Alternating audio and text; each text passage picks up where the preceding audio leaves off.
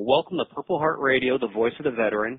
I'm your host, Mr. Z. We are joined once again by Lieutenant Colonel Mark Hoffmeister with Operation Denali. Mr. Hoffmeister, how are you, sir? Doing excellent. Staying warm. Great. How is the climb? How is the team? How are we doing, sir? Well, we hit a lot of high points and a couple of low points this week.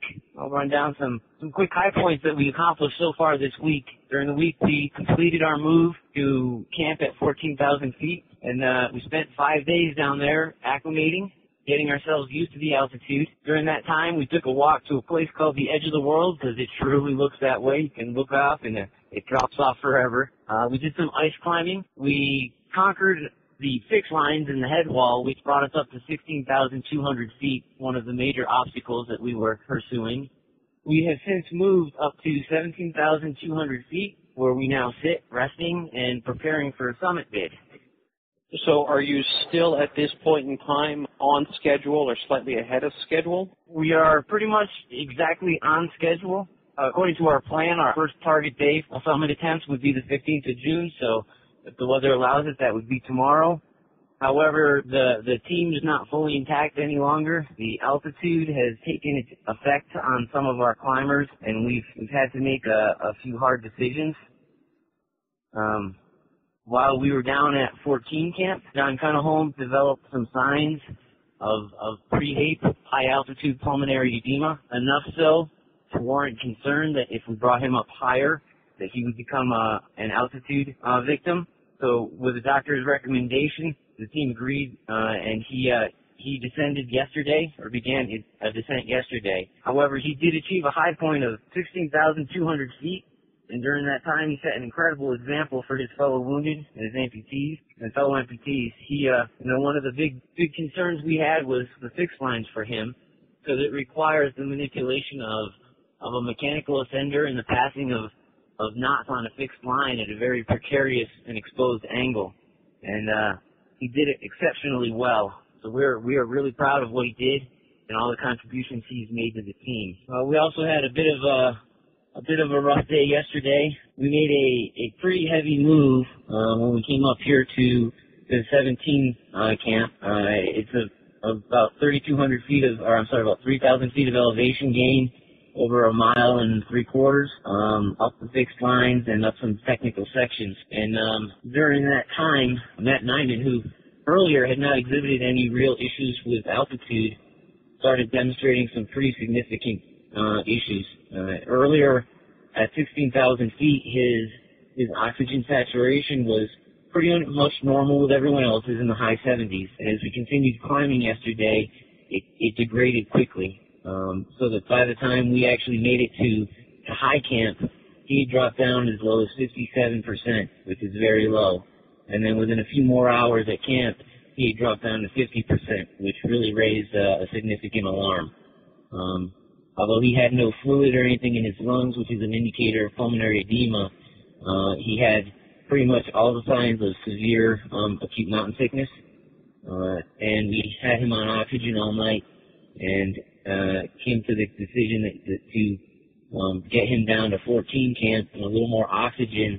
So he headed down this morning to lower altitude to try and recover from the impact of that altitude. So we will sorely miss him. He was incredible yesterday. It was a very technical section coming up, and he did it very well.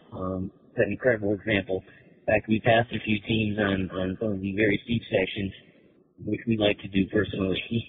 He achieved a high point of 17,200 feet, which is where we're at right now.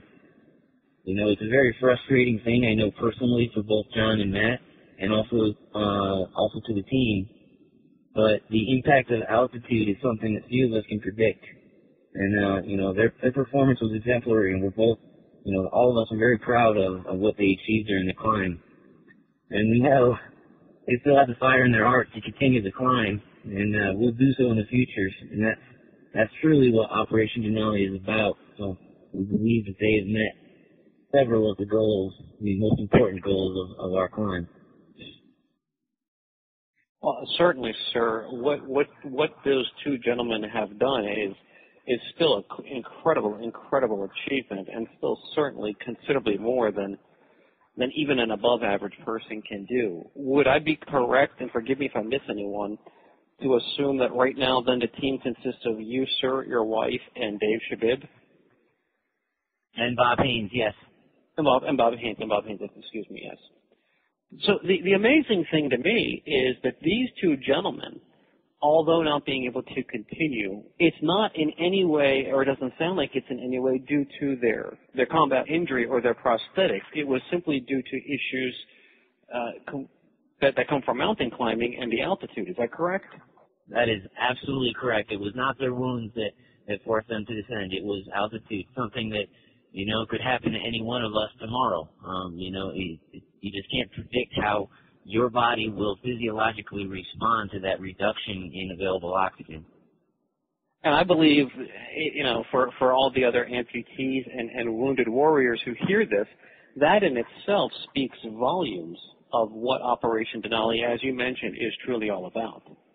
So moving forward, if I may, and again, I apologize, in the interest of time, assuming tomorrow is a good day, tomorrow is a summit day, if it's a good day. If not, then the following day.